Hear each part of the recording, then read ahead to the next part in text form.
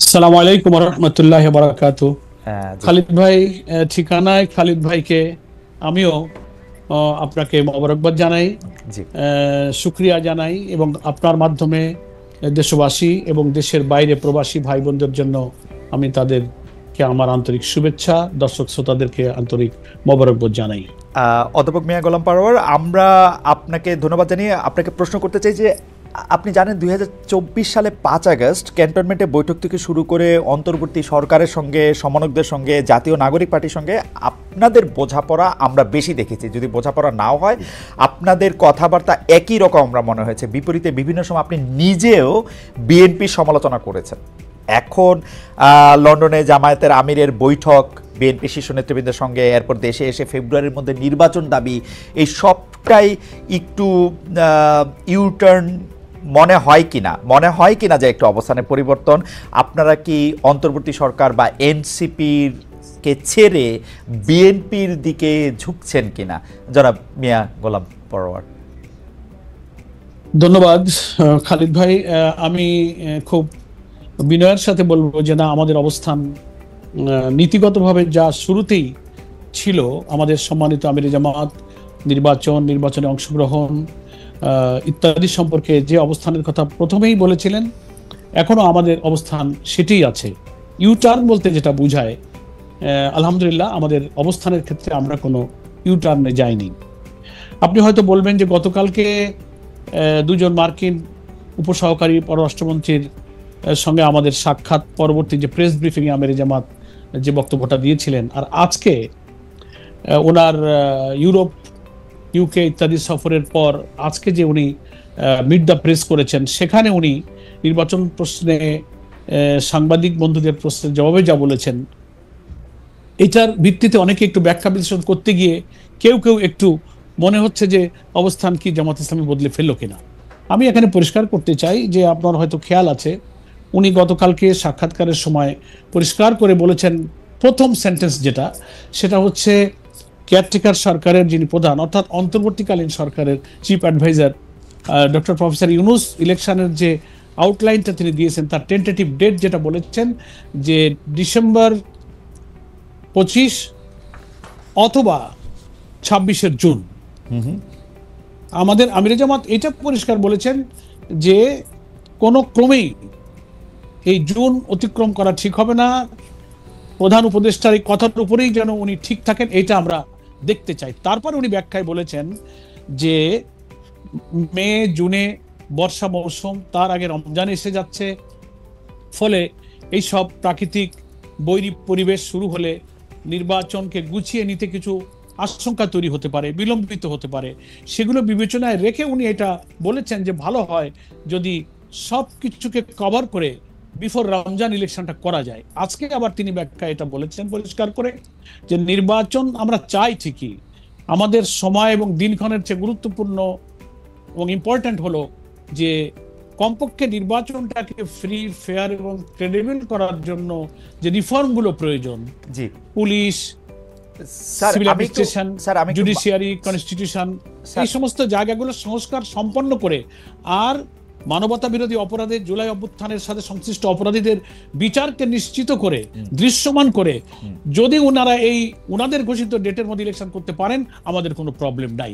এখন সেটা আবহাওয়ার জন্য, রমজানের জন্য কিছু আগে ওনারা করবেন কি পরে করবেন, তবে ওনাদের দেওয়ার সময়সীমা জুন যেন শেষ না হয়, ক্রস না করে। আলটিমেটলি মূল কথাটা তাই। জি এখন স্যার। এখান থেকে অনেকে ব্যাখ্যা নানা রকম করতে পারে। না স্যার, এখানে খালিদ ভাই, এখানে আরেকটু একটু যদি পরিষ্কার হওয়া প্রয়োজন, কারণ প্রফেসর ডক্টর মোহাম্মদ ইউনূস এই 2025-এর ডিসেম্বর থেকে 2026 পর্যন্ত জুনের এই সময়সীমা নির্বাচনের জন্য বেঁধে দিয়েছিলেন আসলে 2024-এর ডিসেম্বরে। মানে তিনি একটি প্রথম সাক্ষাৎকারে তিনি এটি বলেছিলেন। আজ আমরা এপ্রিল মাসের আজকে কত তারিখ? এই 17 তারিখে আমরা, আজকে 17 তারিখ, জি 17 এপ্রিলের 17 তারিখে এসে আমরা এটি নিয়ে আলোচনা করছি। কারণ জামায়াতে ইসলামী তখন কিন্তু প্রফেসর ইউনূসের ওই বক্তব্যের সাথে সম্মতি জ্ঞাপন করেন নাই। তারা তখনও নির্বাচনের সময় আসে নাই, নির্বাচনের সময় নিয়ে বিএনপি বাড়াবাড়ি করছে। আপনি নিজেও আসলে আপনার নিজের অনেক পলিটিক্যাল বক্তৃতা এটা বলেছেন।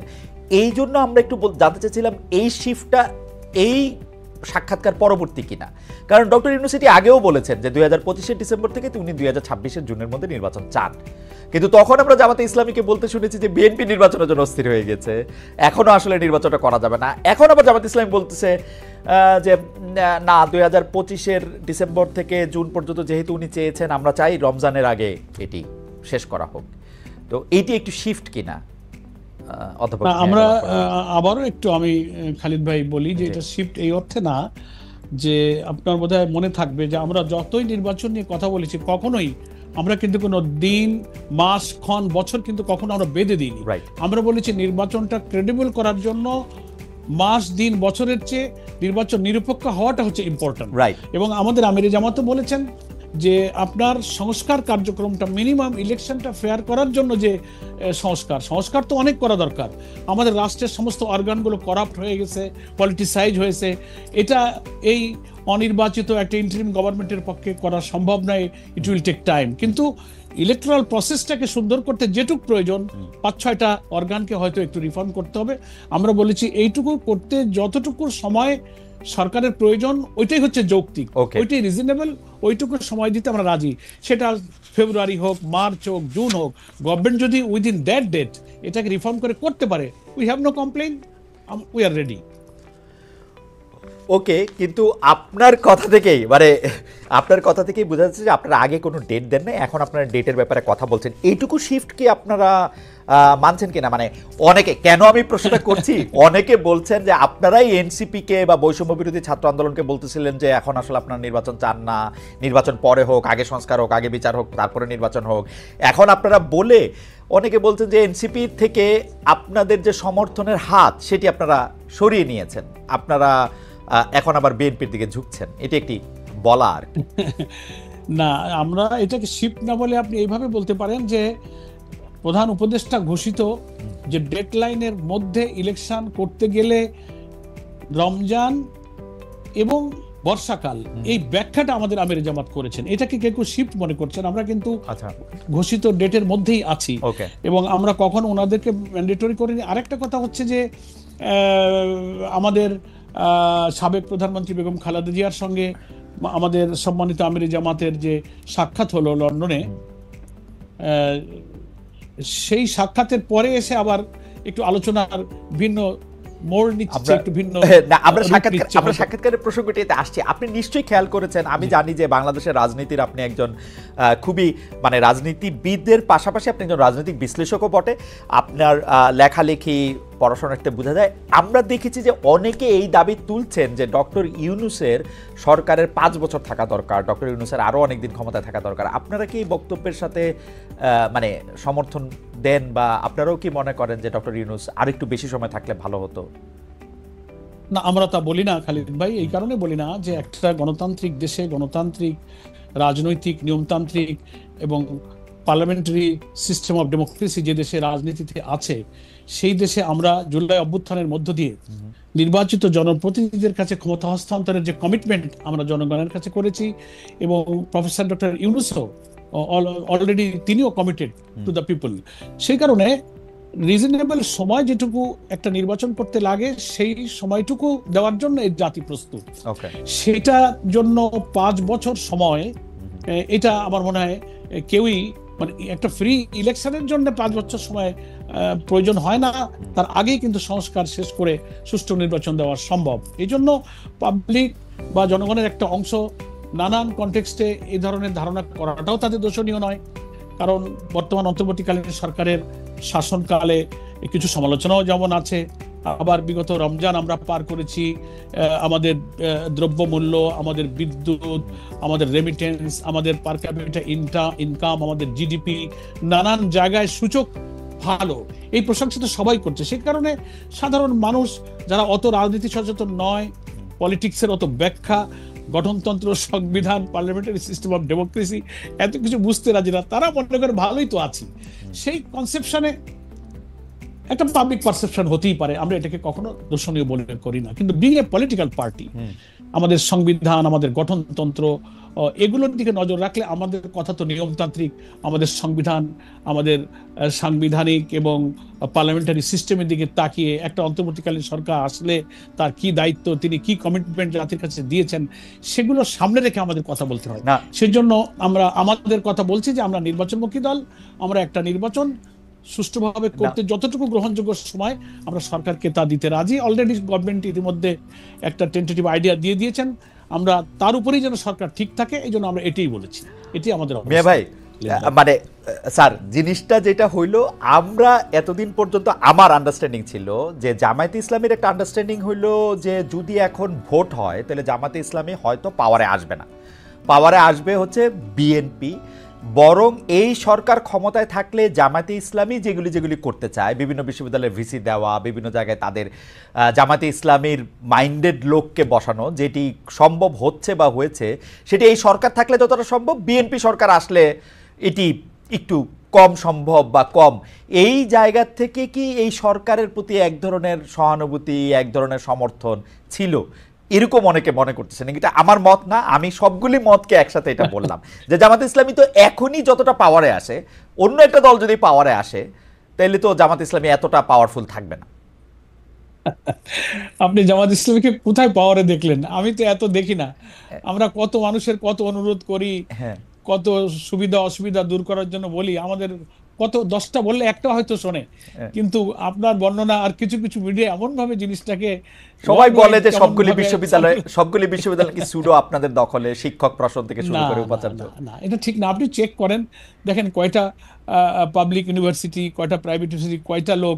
আমি তো দেখি না যে আমার দলীয় কোনো একটা লোক কোনো বিসি হয়ে আছে। মানে একটা লোক একটু ভালো হলে, সৎ হলে, মুখে একটু দাড়ি হলে, একটু নামাজি হলে বলে আরে এই লোকটা জামাতের লোক। এটা একটা আলোচনা। আমি আপনাকে খালি দিয়ে একটা উদাহরণ দিই। আমার ডিসি একবার খুলনা, আমি তখন মোস্ট প্রবাবলি এমপি ছিলাম, তো কিছু ঠিকাদার কন্ট্রাক্টররা নানানভাবে, ওরা তো আনডিউ প্রিভিলেজ চায়, তার কাছে গিয়ে কিছু তাদের বিল টিল আনার জন্য গিয়েছে। তো গিয়ে বলছে যে ডিসি সাহেবকে যে স্যার আমাদের এই কাজগুলো একটু করে দেন, আমরা আপনাকে, ওরা আনডিউ কিছু প্রিভিলেজ দেওয়ার জন্য কিছু অফার টফার দিয়েছে আর কি। কিন্তু ডিসি সাহেব সৎলোক ছিলেন, উনি একেবারেই রিফিউজ করেছেন এবং খুব অসন্তুষ্ট হয়েছেন। ওই লোকগুলো ফেরত এসে আমাকে বলছে, পরোয়ার ভাই, খুলনার যে ডিসি এ বেটা জামাত করে। আমরা একটু কিছু টাকা দিতে চাইলাম, টাকা নিতে চাইলো না, অথচ ডিসি সাহেবকে আমি চিনতাম। কখনোই সে কোনো দলীয় কোনো কিছু লোক না, আমাদের কোনো দলীয় লোক না, একটা ভদ্রলোক, একটা অনেস্ট পার্সন। তো এই জন্য খালিদ ভাই, এটা একটা পারসেপশন হয়েছে যে লোকটা একটু নামাজি হলে, সৎ হলে, মিথ্যা না বললে, চলাফেরা যদি একটু পরিচ্ছন্ন পরিশুদ্ধ মনে হয়, বলে ও জামাত হয়ে গেছে। এটা থেকে কিছু তো লোক থাকে, কথা একটু পাইলে বলে এমনি তো নাচুনে বুড়ি, তারপরে আবার ঢোলের বাড়ি, ঢোলের বাড়ি দিলে বুড়ি আবার নাচে। ব্যক্তিগত অনেস্টি থেকে পার্টি এজ এ জামাতে ইসলামী, এজ এ পলিটিক্যাল পার্টি, আমরা জামাতকে কিন্তু অনেক রাগ ঢাকের মধ্যে দিয়ে যাইতে দেখি। উদাহরণ দেই পারর ভাই, সেইটা হচ্ছে যে লন্ডনে খালেদা জিয়া এবং তারেক রহমানের সঙ্গে জামায়াতের আমিরের সাক্ষাৎ হয়েছে গত রোববার, কিন্তু মিডিয়াতে এটা আসছে হচ্ছে মঙ্গলবার। না জামায়াতে ইসলামী না বিএনপি কোনো পক্ষ থেকেই কিন্তু আনুষ্ঠানিকভাবে এটা কিছু বলা হয় না। আমাকে আমার সাংবাদিক বন্ধুরা বলছে, আপনাদের সাথে আনুষ্ঠানিক যোগাযোগ করলেও বিষয়টা নিয়ে আপনারা মন্তব্য করেন নাই, অস্বীকারও করেন নাই। সংবাদ সম্মেলনে প্রথম আমরা দেখলাম জামায়াতের আমির আনুষ্ঠানিকভাবে বিষয়টা বলতেছেন। তো আমাদেরও অনেক বিশ্লেষক এরকম বলতেছেন যে আপনারা যেহেতু ওইখানে একটা আসন ভাগাভাগি, পলিটিক্যাল ম্যাপিং, এগুলি নিয়ে আপনারা কথা বলতে গেছেন, সেই জন্য আপনারা বিষয়টাকে নিয়ে আর একটু লম্বা সময় করতে চাইছেন। এর আগেও কিন্তু আমরা বিভিন্ন রাজনৈতিক প্রশ্নে, সেগুলো আমরা পরে আসবো, আমরা জামায়াতে ইসলামী যেহেতু সরাসরি খুব মিথ্যা কথা বলতে পারে না, তো জামায়াতে ইসলামী কি করে, চুপচাপ থাকে, বলতে চায় না, এক ধরনের কৌশলের আশ্রয় নেয়। ওইটা আপনি কিভাবে দেখবেন? এই লন্ডনের বৈঠকটাকে শুরু করে পরে রাজনৈতিক বিশ্লেষণগুলিতে আমরা আসতেছি। না, ধন্যবাদ খালিদ ভাই। আপনার ওই একটা কথা জায়গায় আমি একটু মানে বিনয়ের সাথে ভিন্ন মত বলি যে জামাত ইসলামী সরাসরি মিথ্যা বলতে চায় না। আমরা সরাসরি তো বলি না, আমরা পরোক্ষ বা অসরাসরিও কখনো মিথ্যা বলি না। আপনার প্রশ্ন এড়ায় যান আর কি, প্রশ্ন চুপ থাকতে পারি, যেই প্রশ্ন একটু আনকমফোর্টেবল, এটা আপনার একটু এড়ায় যান। অন্য পলিটিক্যাল পার্টির মতো রিয়েক্ট অ্যাক্ট করেন না, মিথ্যা বলেন না, ঠিক এড়ায় যান আর কি। আমি এটার উদাহরণ একটু পরে দিব পরার ভাই আপনাকে। যাই হোক, এইটা যদি আপনি একটু বলেন। ঠিক আছে, তো আমি এইটা একটু বলে নিই। আপনি যেটা শুরু করেছেন আজকে আমাদের সম্মানিত আমিরে জামাত মিট দ্য প্রেস এটা খুব পরিষ্কার করেছেন যে আমি যেহেতু ওনার রেগুলার আমাদের সফর ছিল Belgium, Brussels, UK, European union, commission, বিভিন্ন সংস্থার সাথে উনি বসেছেন। তো উনি কিছুদিন আগে উনি লন্ডনে গিয়েছিলেন। তো তখন সংক্ষিপ্ত সফর শেষ করে উনি চলে এসছেন। ওনার পরিবারের সদস্য লন্ডনে থাকে। তো যেহেতু উনি গেলেন, উনি এই চিন্তাতেই গিয়েছেন, সিনসিয়ারলি স্পিকিং খালিদ ভাই, যে যাদের সঙ্গে দীর্ঘ সময় রাজনীতি করলাম, উনি তিনবারের সাবেক প্রধানমন্ত্রী, আমাদের একজন শ্রদ্ধ সহকর্মী, এখন একদিকে তিনি অসুস্থ, আবার একদিকে তিনি মজলুম, তার উপরে অনেক জুলুম করা হয়েছে। তো উনি চেষ্টা করেছিলেন যাবার আগে একটু অসুস্থ অবস্থায় ওনাকে কুশল বিনিময় করতে যাওয়ার, যে কোনো কারণেই হোক সে যাওয়াটা আর হয়নি। তো যেহেতু লন্ডন যাচ্ছি, সুযোগ পেলে উনি কেমন আছেন ওনার সাথে একটু কুশল বিনিময় করে আসবো, এটা উনি চিন্তা করে ব্রাসেলস, বেলজিয়াম সেরে যখন লন্ডনে আসলেন, এসেই তিনি ওনার সঙ্গে দেখা করতে গেলেন। আর ওনার ছেলে বিএনপির ভারপ্রাপ্ত চেয়ারম্যান জনাব তারেক রহমানের বাসায় যেহেতু উনি আছেন, তো ওখানে দেখতে গেলে তো ওনার ছেলের সাথেও দেখা হবে। সেইভাবেই উনি এবং আমাদের নায়েবে আমির ডক্টর আব্দুল্লাহ মোহাম্মদ তাহের একসঙ্গে গিয়েছিলেন, এবং ওনারাও খুব কর্ডিয়ালি ওনাকে রিসিভ করেছেন এবং কিছু সময় ওনারা অতিবাহিত করেছেন, পারস্পরিক কুশল বিনিময় করেছেন। কিন্তু আসন বন্টন বা রাজনীতির কোনো ডিসিসিভ কোনো আলোচনা হয়নি। তবে এটা তো ঠিক, যেটা আজকে আমিরে জামাত মিট দ্য প্রেসে বলেছেন, যে আমি যদি এক জায়গায় বসে চা খাই আধা ঘন্টা 1 ঘন্টা, তো শুধু তো চা আর চুপ থাকা হয় না, কিছু গল্প তো হয় সেখানে, রাজনীতি, সমাজ, দেশ, নির্বাচন, অনেক প্রসঙ্গ আসছে। কিন্তু সেই আলোচনাগুলো ডিসিসিভ বা নীতি নির্ধারণী, সিদ্ধান্তকারী কোনো আলোচনা নয়, জাস্ট কথা বলতে হয়, গল্পে গল্পে কুশল বিনিময় করতে যেটুকু সেটুকুই হয়েছে। এখন মুশকিল হয়েছে যে দীর্ঘদিন পর দুই শীর্ষ নেতা বা নেত্রীদের এই আলোচনাটা মানুষ তো আর সহজে নিতে চায় না, এর থেকে অনেক কিছু আবিষ্কার করছেন। সেরকমই কিছু কথা এখন বাইরে আমি মাঝখানে একটা প্রশ্ন করি। আমরা কিন্তু দেখতে পাচ্ছিলাম যে বিশেষ করে 5 আগস্টের পর, আমি যদি ম্যাপিংটা বলি, সেপ্টেম্বরের পর থেকে আসলে আমরা দেখেছি যে জামায়াতে ইসলামী এবং বিএনপি পরস্পর একটা যুযুধান অবস্থানে। জনাব শফিকুর রহমানও, জনাব মিয়া গোলাম পারোয়ারও, তারা তাদের রাজনৈতিক বক্তৃতায় বিএনপিকে আক্রমণ করে কথা বলেছেন, বিএনপির অতীত তুলে ধরে কথা বলেছেন, বিএনপির নেতৃত্বের জায়গা থেকে। আসলে জামায়াতে ইসলামী তো কখনো কাউকে সেরকমভাবে গালাগাল দিয়ে কথা বলে না, কিন্তু আসলে নেতিবাচক বা একটু দোষই তুলে ধরেছেন। এর একটা প্রভাব কিন্তু আমরা মাঠ পর্যায়ে দেখেছি, বিভিন্ন শিক্ষা প্রতিষ্ঠানে, বিভিন্ন জায়গায় জামায়াত এবং বিএনপির একটা আধিপত্যের লড়াই আমরা দেখেছি, সোশ্যাল মিডিয়াতে ক্রমাগতভাবে দেখছি। আপনি কি মনে করেন যে এই কুশল বিনিময়টা, যেটা ঢাকায়ও হতে পারত, ঢাকায় না হয়ে এটা যেটা লন্ডনে হলো, এইটার পরে কি এটা কমবে বা এটা একটা অন্য রূপ নিবে? জামায়াত আর বিএনপির মধ্যে কি আবার পুনর্বন্ধুত্ব তৈরি হবে? আমি বুঝতে পেরেছি খালিদ ভাই, আমি এই প্রসঙ্গটাই আসবো। তার আগে একটু শুরুটা করে নেই যে বিএনপির সঙ্গে জামাতের আপনার বক্তব্য অনুযায়ী যে কিছু দূরত্ব বা সমালোচনামূলক বক্তব্য উভয় পক্ষে হয়েছে, এটা মিডিয়াতে নানানভাবে এসছে। এই ব্যাপারে আমাদের পরিষ্কার বক্তব্য হলো যে জুলাই অভ্যুত্থানের পরে আওয়ামী ফ্যাসিবাদীর পতিত স্বৈরাচার যখন বিদায় নিল, রাজনীতিতে তারাই ছিলেন আমাদের সকলের প্রতিপক্ষ। আমরা তাদের বিরুদ্ধে তো জোটবদ্ধ আন্দোলন করেছি, লং টাইম করেছি, সকলেই আমরা নির্যাতিত। জামাত শুরুতে আমাদের উপরে আক্রমণ এসেছে, শেষ জুলুমা আমার শিকার হয়েছে আমাদের দলকে নিষিদ্ধ করে। বিএনপিরও প্রচুর তাদের উপরে জুলুম করা হয়েছে, তারাও মজলুম। আমাদের বিএনপি নেত্রী বেগম খালেদা জিয়া সহ হাজার হাজার লক্ষ লক্ষ কর্মী তারাও জুলুম শিকার হয়েছেন, তারাও কারাগারে কারাবন্দী হয়ে নির্যাতনের শিকার হয়েছেন। আমরা যেমন আমাদের নেতৃবৃন্দ জুডিশিয়াল কিলিং এর শিকার হয়েছে, কারাগারে মৃত্যুর মুখে ঠেলে দেওয়া হয়েছে নির্যাতন করে, আয়না ঘরে, ক্রস ফায়ার, রিমান্ড। তো এরকম নির্যাতনের শিকার কিন্তু বিএনপিও হয়েছে, এটা সম্পর্ক আমাদের ছিল।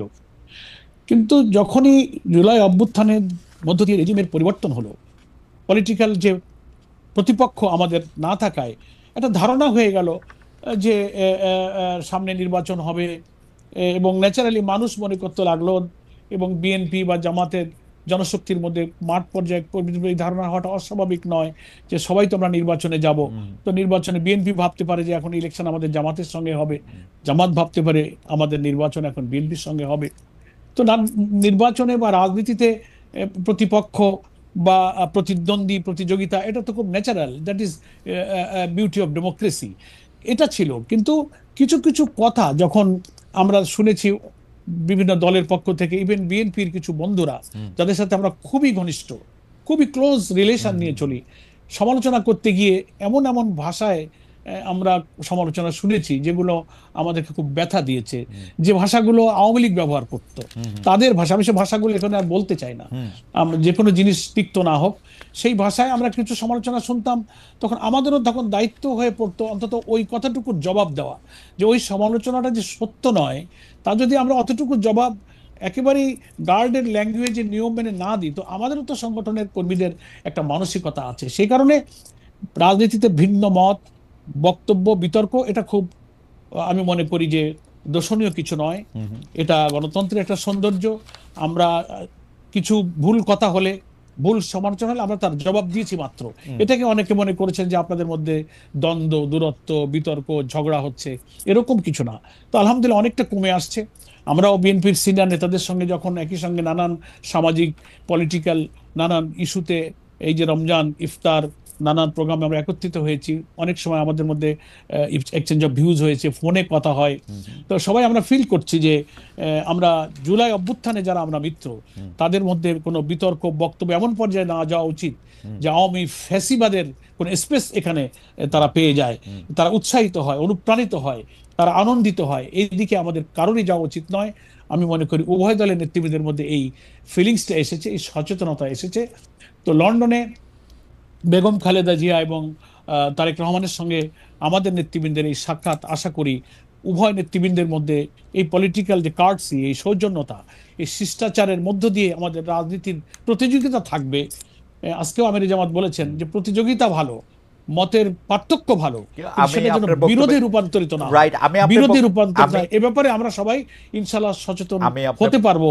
এই সাক্ষাৎ হয়তো আমাদেরকে সেই পজিটিভ দিকে নিয়ে যেতে পারে। আমি আপনার বক্তব্য একদম পরিষ্কার, কারণ জামায়াতে ইসলামের সেক্রেটারি জেনারেল একটি এমন একটি পদ, এই পদ হচ্ছে যে ভবিষ্যতে জামায়াত আসলে কি করবে, এই মুহূর্তে জামায়াত আসলে কি ভাবছে, তার শব্দ, তার বাক্য দিয়ে এটি সবসময় বোঝা গিয়েছে গত 20-25 বছর ধরে।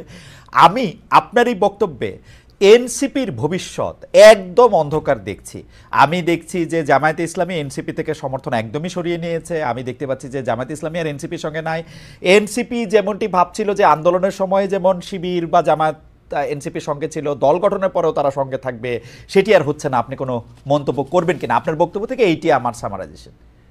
না, আমি একটু মন্তব্য করব, আপনি যেহেতু প্রশ্ন করেছেন। প্রথম কথা হচ্ছে যে এনসিপি তো একটা দল, কিন্তু এনসিপি দল হিসেবে আত্মপ্রকাশের আগে তারা কিন্তু কোনো দল ছিল না। তারা বৈষম্য বিরোধী আন্দোলন, সমন্বয়ক, অভ্যুত্থানের তারা বীর যোদ্ধা ছিল। সেই হিসেবে মাঠে আমরা জুলাইয়ের মৃত্যু হিসেবে আমরা তাদের সাথে খুব ঘনিষ্ঠ বন্ধুত্বপূর্ণ সম্পর্ক, সন্তান তুল্য স্নেহ সাহচর্য দিয়ে আমরা কিন্তু একসঙ্গে চলেছি। এখনো কিন্তু ইন্ডিভিজুয়ালি সে সম্পর্কটা তাদের সঙ্গে আমাদের আছে। কিন্তু যখন তারা একটা দল হিসেবে আত্মপ্রকাশ করলো, দল মানে পলিটিক্যাল পার্টি, তারা রেজিস্ট্রেশন নিবে, নির্বাচনে যাবে, তাদের নিজস্ব একটা লক্ষ্য, উদ্দেশ্য, কর্মসূচি, একটা ইলেকশনের পলিসি তাদের আছে, তারা নির্বাচন করবে, তখন তো দল টু দল, একটা ওয়ান টু ওয়ান সম্পর্কের প্রশ্ন তখন এসে দাঁড়ালো। সেই হিসেবে সম্পর্ক ব্যক্তি ব্যক্তি যেটা গড়ে উঠেছিল সে আন্দোলনের সময় থেকে, ইসলামী ছাত্র শিবির বলি, অন্যান্য দল, ছাত্র সংগঠন, আন্দোলনটা তো সার্বজনীন রূপ নিয়েছিল, সেটা আমাদের কিন্তু টিল টুডে আছে। কিন্তু দল হওয়ার পরে মানে আমরা ওই যে আপনি বলছেন যে আমরা দূরে সরে গেছি, বিচ্ছিন্ন, না, আমরা যে ক্লোজ পার্সোনাল রিলেশনে যেটা ছিলাম সেটাই আমরা আছি।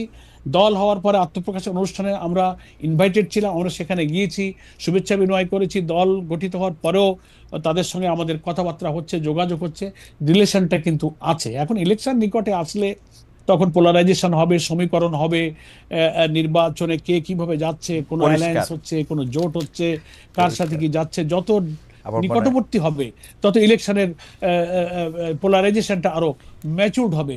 সেজন্য আমাদেরকে অপেক্ষা করতে হবে যে কখন, কার সাথে কখন কি রিলেশন ইলেকশন পলিটিক্সে রূপ নেয়। সেজন্য আমাদের অপেক্ষা করতে হবে খালিদ ভাই। আমরা আপনার বক্তব্যে একদম পরিষ্কার, আশা করি দর্শকরাও বুঝতে পেরেছেন যে যখন একটি আদর্শগত প্ল্যাটফর্ম এক ছিল তখন সবাই মিলে এক ধরনের আন্দোলন করা হয়েছে, পরে যখন রাজনৈতিক দল তখন তারা তো তাদের নিজস্ব দল মত লক্ষ্য ইশতেহার সেগুলি থাকবেই এবং পরে সেগুলি পরিবেশন। আমরা আপনার কাছে পরবর্তী প্রসঙ্গে যাওয়ার আগে দর্শকদের কাছে আমরা প্রশ্ন করেছিলাম যে লন্ডনে বেগম খালেদা জিয়া ও তারেক রহমানের সাথে দেখা করেছেন জামাত ইসলামের ডক্টর শফিকুর রহমান। প্রিয় দর্শক, এতে বিএনপি জামায়াতের দূরত্ব কমবে বলে মনে করেন কিনা দর্শকদের এই প্রশ্ন করেছিলাম আমরা। দর্শকদের মধ্যে শতকরা 62% মনে করছেন যে এতে করে দূরত্ব কমবে, শতকরা 38% মনে করছেন যে এতে করে দূরত্ব কমবে না। 42,000 দর্শক ভোট দিয়েছেন। আমি একটু পরবর্তী প্রসঙ্গে আসি। অধ্যাপক মিয়া গোলাম পরোয়ার স্যার, আমাদের পরবর্তী প্রসঙ্গ হচ্ছে, আপনি জানেন যে পররাষ্ট্র সচিব পর্যায়ের বৈঠক হয়েছে পাকিস্তানের সঙ্গে বাংলাদেশের। সেইখানে 3টা বিষয়ে তারা সুরাহা চেয়েছে বাংলাদেশ।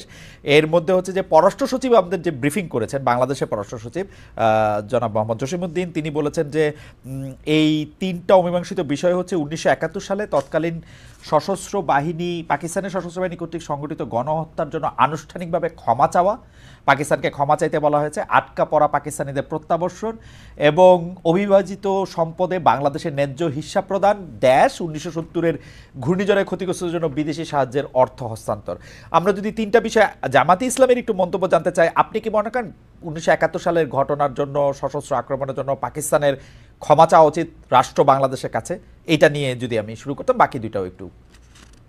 হ্যাঁ, ধন্যবাদ। আপনি পররাষ্ট্র সচিব পর্যায়ে পাকিস্তানের সাথে বাংলাদেশের বৈঠকে উত্থাপিত 4টি প্রশ্ন খুবই গুরুত্বপূর্ণ। দীর্ঘ প্রায় 15 বছর পর দুদেশের দ্বিপাক্ষিক এই গুরুত্বপূর্ণ বৈঠক আমরা দুই দেশের দ্বিপাক্ষিক সম্পর্কের ক্ষেত্রে একটা ইতিবাচক বলে মনে করি।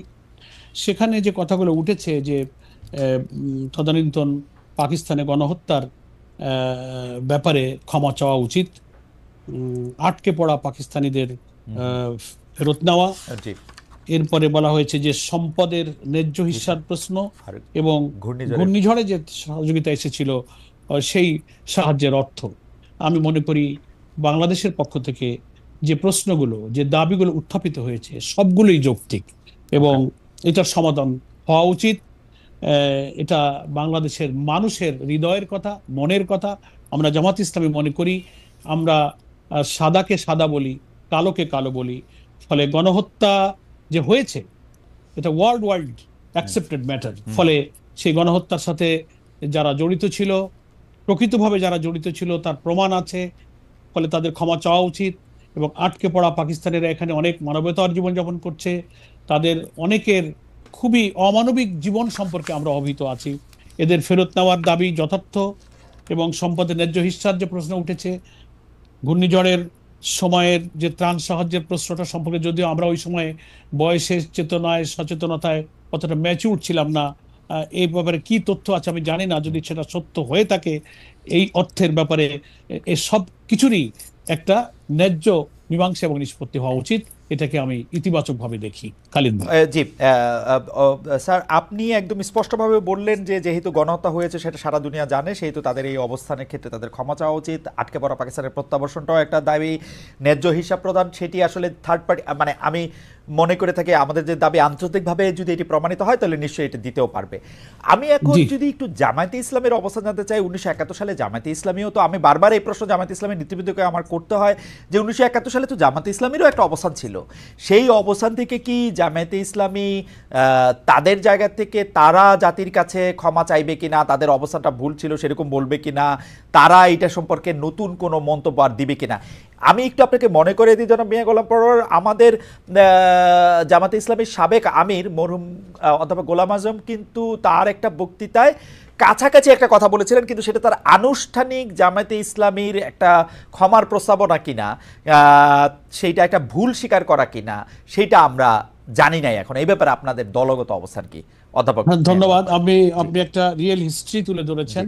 অধ্যাপক গোলাম আজম আমাদের সাবেক আমিরে জামাত, উনি যখন নাগরিকত্ব উচ্চ আদালতের পুনর্বহালের মাধ্যমে যখন আদালত থেকে নাগরিকত্ব সহকারে মুক্ত হলেন, তখন বায়তুল মোকাররমের উত্তর গেটে ওনাকে একটা নাগরিক একটা সম্বর্ধনা দেওয়া হয়েছিল, ঐতিহাসিক সম্বর্ধনা।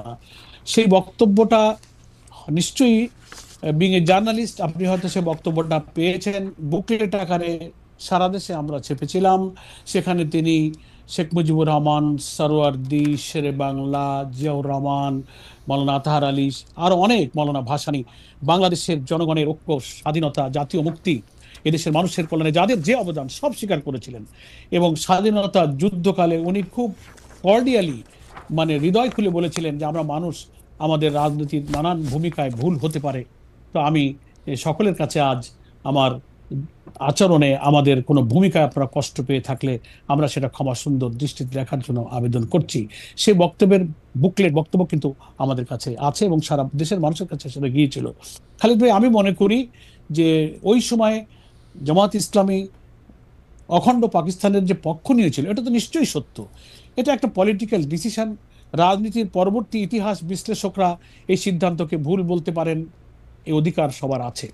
তো সেই কনসেপশনেই কিন্তু অধ্যাপক গোলাম আজম, এই মাটি মানুষ, এখানেই তিনি জন্মেছিলেন, তার প্রেক্ষিতে রাজনৈতিক সিদ্ধান্তের ভিত্তিতে দেশের মানুষের পারসেপশন বিবেচনা করেই কিন্তু বাইতুল মুকাররমের উত্তর গেটে তিনি কিন্তু নিজের অকপট এই বক্তব্যটা তিনি দিয়েছিলেন। আমি মনে করি তার বক্তব্যের মধ্য দিয়ে, সেই সময় জামাত ইসলামীর আমির হিসেবে তিনি তার বক্তব্যের মধ্য দিয়ে সেটাকে তিনি মেনে নিয়েছেন, স্বীকার করেছেন। এবং আমাদের একটা বাস্তবতা কি খালিদ ভাই, যারা বাংলাদেশে জামাত ইসলামের বিরোধিতা করে, শুধু যে কোনো যৌক্তিক কারণে করে তা না, জামাত ইসলামীর কে নানান দৃষ্টিভঙ্গিতে তারা সমালোচনা, আমরা যত কথাই বলি, কিন্তু জামাতকে তারা পছন্দ করতে চায় না। পলিটিক্যাল একটা ইন্টেনশন থেকে, একটা আদর্শিক জায়গা থেকে তারা কিন্তু, আমরা ভূমিকার ক্ষেত্রে হ্যাঁ না, বা অধ্যাপক গোলাম আজম সাহেব কি বলেছেন, আমরা যদি আরো 2-3 বার ওনার মতো করে কোনো কথা বলি, এই কথা কোনোদিন শেষ করবে না। আমার মনে হয় স্যার, সমাজে কিন্তু আছে। স্যার, আপনি যদি একটু খেয়াল করেন, আপনি দেখবেন, আপনি আমার চেয়ে অনেক বেশি জানেন। বাংলা একটা প্রবাদ আছে, মায়ের কাছে মাসির বা মায়ের, না না ঠিক আছে, যে ওই গল্প বলে তো আসলে লাভ নাই। কিন্তু জামায়াত ইসলামী কিন্তু খুব খুব, মানে আমি কি বলবো, যে খুবই আর্কাইভ মেনটেন করা, খুব রেকর্ড মেনটেন করা, তাদের প্রত্যেকটা জায়গায় আমি একটা খুবই, মানে কি বলবো, এটাকে একটা নিখুঁত পেশাদারত্বের আমি একটা ছাপ পাই, যার জন্য আমি জামাত ইসলামীকে সবসময় এর জন্য আমি অভিনন্দন এবং শুভেচ্ছা জানাই। আপনাদেরকে ৭১-এর প্রশ্নে প্রশ্ন করলে শুধু মরহুম আমিরে জামাত গোলামে আজমের কথাই শুধু বলতে হবে কেন? আপনারা একটা দলগতভাবে একটা রেজলিউশন কেন নেন না, এটা কেন বলেন না, সেটা একটু আমাদের একটু বলবেন কিনা? কারণটা হচ্ছে, আমরা কিন্তু সুযোগ পাইলে আমরা দেখি জামায়াত ইসলামের নাম করে, কেন্দ্রীয় পর্যায়ে না, কিন্তু জামায়াত ইসলামের নাম করে আক্রমণ করা, ৭১ সালকে আক্রমণ করা, স্বাধীনতা যুদ্ধকে ঠিক ওন না করা, মানে কি বলবো। আপনার নিশ্চয়ই মনে আছে, আমরা যেহেতু গোলাম আজম সাহেবের কথা বললাম, তার বড় ছেলেও আয়নাঘর থেকে মুক্তি পেয়ে এসে প্রথম কথা বললেন যে আমরা জাতীয় সঙ্গীতটি বদলে দিতে চাই, বা এই জাতীয় সঙ্গীত চাই না। পরে জামায়াতকে আবার বলতে হইলো যে না, আমরা আসলে এই জাতীয় সঙ্গীত, মানে এই অবস্থানটা একটা রেজলিউশন নিয়ে একটা পরিষ্কার করে মাফ করবেন, পরিষ্কার করে বললে এইটা কি জামায়াতে ইসলামীর রাজনৈতিক একটা পরাজয় হবে বলে আপনারা মনে করেন? মানে গোলাম আজম সাহেবের বক্তব্যটাই আপনারা যদি একটা রেজলিউশন নিয়ে পরিষ্কার করে বলেন, কোনো যদি কিন্তু তবে ছাড়া, জনাব মিয়া গোলাম পরোয়ার। না, যদি না, ধন্যবাদ খালিদ ভাই। আমরা মনে করি যদি প্রয়োজন হয়, আমরা তো বারবার কথা বলেছি, এবং আমার মনে আছে যে আমাদের সম্মানিত বর্তমান আমির ডক্টর শফিকুর রহমানও ঠিকানাতে আপনার সঙ্গে সাক্ষাৎকারে এই প্রশ্নে কিন্তু উনি চমৎকার আপনার প্রশ্নের জবাব দিয়েছিলেন, উনি বক্তব্য রেখেছিলেন। এবং আমরা মুক্তিযুদ্ধ, বাংলাদেশের স্বাধীনতা, বীর মুক্তিযোদ্ধাদের বীরত্বপূর্ণ সংগ্রামের কথা আমাদের বাংলাদেশ জামাত ইসলামের গঠনতন্ত্রের ভূমিকায় পরিষ্কার করে ডিক্লারেশন দিয়ে বলেছি। এখন আপনি যদি মনে করেন, বা জনগণ যদি মনে করে যে না, আমাদের এখন কিছু পরিবর্তিত রাজনৈতিক পরিস্থিতিতে জামাত ইসলামের জনগণের কাছে কিছু বলা উচিত, আমরা ভাববো, প্রয়োজনে আমরা ইনশাল্লাহ বলবো। আপনাকে অনেক ধন্যবাদ। আমি একটু আপনাকে উদ্ধৃত করতে চাই যে কোথায় বিভিন্ন রকমের কনফিউশন তৈরি হয়। যেমন এই স্বাধীনতা দিবসে আপনি বলেছেন ৭১-এ প্রকৃত স্বাধীনতা অর্জিত হয় নাই, ২৪-এই দ্বিতীয় স্বাধীনতা। আমরা যদি আপনার কথাগুলিকে একটু বিশ্লেষণ করি যে প্রকৃত বা আসল স্বাধীনতা মানে কি, আসলে এটা কি ভেজাল স্বাধীনতা, মানে 24 পর্যন্ত কি তাহলে আমরা পরাধীন ছিলাম? মানে আমি কিন্তু শেখ হাসিনার আমলটা মাথায় রেখেই বলতেছি যে 15 বছর মানে হেন দুঃশাসন নাই, শেখ হাসিনা আমাদেরকে তার মধ্যে দিয়ে নেন নাই, কিন্তু তার জন্য কি 71 একটা ভেজাল স্বাধীনতা হয়ে যাবে? এবং না না, ভেজাল মানে ভেজাল আপনি বলছেন স্বাধীনতা যে হবে প্রকৃত না স্বাধীনতা খালিদ ভাই। অর্জিত হয় নাই। যদি আপনার পরার কথা ভাই শেষ হয় তো আমি বলি। জি, জি বলেন। আমি বলি, আপনি জানবেন আমাদের বাংলাদেশের স্বাধীনতা ঘোষণার যে উদ্দেশ্য ছিল, the proclamation of independence, article 152 sub article, সংবিধানের যে সপ্তম তফসিলও আছে, 10ই এপ্রিল 1971-এ যে ঘোষণাটা আমাদের ছিল, in order to ensure for the people of Bangladesh equity, human dignity and social justice, declare and constitute Bangladesh to be sovereign. কি বলা হয়েছে? সাম্য, মানবিক মর্যাদা ও সামাজিক সুবিচার প্রতিষ্ঠার জন্য স্বাধীন সার্বভৌম বাংলাদেশ প্রতিষ্ঠার ঘোষণা। এই যে ঘোষণা দিয়ে, এটাই তো মুক্তিযুদ্ধের প্রকৃত চেতনা, স্বাধীনতার মূল লক্ষ্য এখানে কিন্তু বিধৃত হয়েছে। তো এখন আমাদের 72 সালের 4 নভেম্বর কিন্তু গণপরিষদে এই সংবিধান পাশ হয়েছে। এখন আমাদের সংবিধানে কিন্তু এই মুক্তিযুদ্ধের এই চেতনার কথা, লক্ষ্যের কথা বলা হয়েছে। আমরা বলেছি এই সেন্সে যে স্বাধীনতার 53 বছর পরে আমাদের মানুষের মধ্যে সেই সাম্য, সেই হিউম্যান ডিগনিটি, সেই সোশ্যাল জাস্টিস এখনো এদেশের মানুষ পায়নি। তাই 24-এর একটা ফ্যাসিবাদের ইতিহাসের বর্বরতম, নিষ্ঠুরতম ফ্যাসিজম, আমি বলবো উনি শুধু ফ্যাসিস্ট নন, উনি স্যাডিস্টও ছিলেন।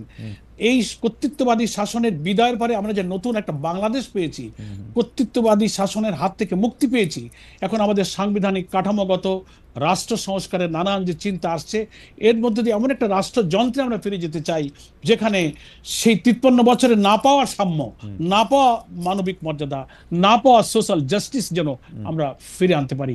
এই সেন্সে হয়তো অনেকে বলছে যে দিস ইজ সেকেন্ড ইন্ডিপেন্ডেন্স, এই সেন্সে বলছে, কিন্তু স্বাধীনতা অবশ্যই 71 সালে আমরা অর্জন করেছি।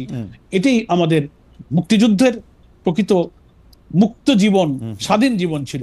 কিন্তু মানুষের যে মুক্তি, মানুষের যে সাম্য, অর্থনৈতিক, সামাজিক, রাজনৈতিক আধিপত্যবাদের হাত থেকে নিজেদের জীবনকে, আমাদের ক্ষুধা, দারিদ্র, নিরন্ন, অনাহারী মানুষের দুঃখ কষ্ট থেকে বাঁচানো, শিক্ষা, অর্থনীতি, judiciary, every sector of our life, আমাদের যে মুক্তির কথা, শুধু একটা মানচিত্র, একটা পতাকা আর একটা জাতীয় সঙ্গীত তো স্বাধীনতা নয় খালিদ ভাই। আমাদের সেই মুক্তির কথা আমরা বলেছি যে এই জন্যই আমাদের নতুন করে এই মুক্তি আমাদের ফিরিয়ে আনতে হবে খালিদ ভাই।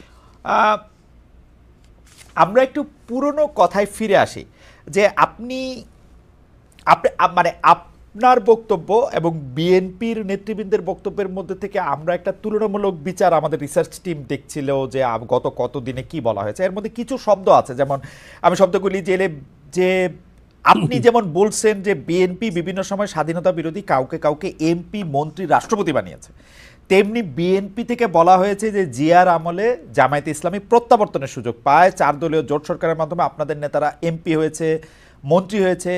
এসব বিষয় তুলে ধরে জামায়াতে ইসলামীর কয়েক মাসের ভূমিকাকে মুনাফিকি, এই শব্দটা বলা হয়েছে, মুনাফিকি এটা করছে, এইটাকে আপনারা কি বলবেন? মানে আমরা কি জামায়াতে ইসলামীকে এইরকম একটা দেখবো যে জামায়াতে ইসলামী সতত মানে রাজনৈতিক ময়দানে তার সমর্থন বা সহযোগিতা বদলানোর জন্য সতত রং পরিবর্তনকারী একটা দল, যদি তাদের কথা এটা ঠিক হয় না, আপনি এটাকে কিরকম? আমি ধন্যবাদ জানাই এই প্রশ্নটা উত্থাপনের জন্য। প্রথম আমি দুঃখ প্রকাশ করছি যারা একটা রাজনৈতিক দলকে মুনাফিক শব্দ দিয়ে অভিহিত করেছে, এটা সঠিক কিনা আপনার মাধ্যমে আমি দর্শক শ্রোতা দেশবাসীর কাছে আমি এই প্রশ্নের জবাব দেওয়ার জন্য উত্থাপন করলাম। আমরা জামাত ইসলামী কখনো আমাদের আচার আচরণে মুনাফিকি করেনি। শহীদ রাষ্ট্রপতি জিয়াউর রহমান রাষ্ট্র ক্ষমতা নেওয়ার পরে তিনি যে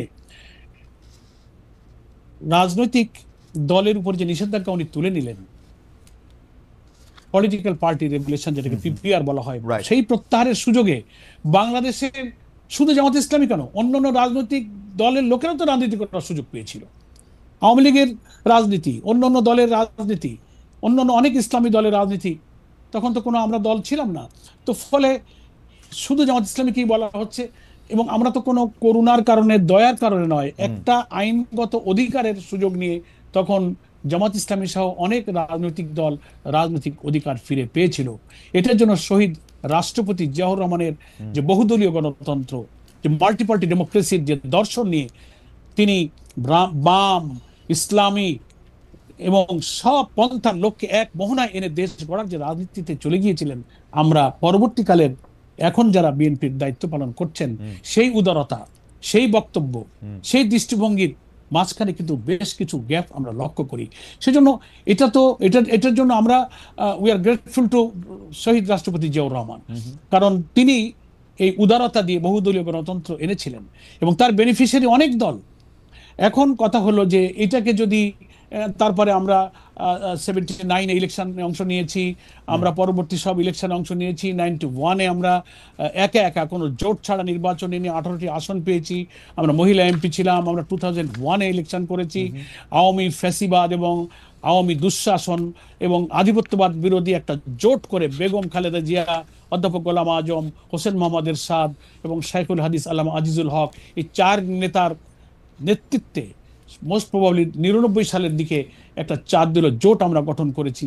এগুলো তো দেশের রাজনীতি, দেশের আধিপত্যবাদ বিরোধী জনতাকে তাদের আদর্শিক জীবন, মুক্ত জীবনে নেওয়ার জন্য এগুলো বেগম জিয়া, আমরা বলবো তিনি দেশকে ভালোবাসেন, দেশপ্রেম থেকে আদর্শিক ভিন্ন মত পথ ভুলে তিনি সকলকে, তিনিও কিন্তু শহীদ রাষ্ট্রপতি জিয়ার মতো একসাথে এসে আধিপত্যবাদ বিরোধী রাজনীতির একটা পাটাতন তিনি তৈরি করেছিলেন। এটা তো জামাত সেখানে এসেছিল, সেখানে অনেককে অনেক কিছু স্যাক্রিফাইস, কম্প্রোমাইজ করতে হয়েছে। এটা কোনো করুণা নয়, এটা ছিল সেই সময়কার পলিটিক্যাল রিয়েলিটি। ফলে এইটার কৃতিত্ব না জামাতের একা দাবি করা উচিত, না বিএনপি, না কোনো দলের দাবি করা উচিত।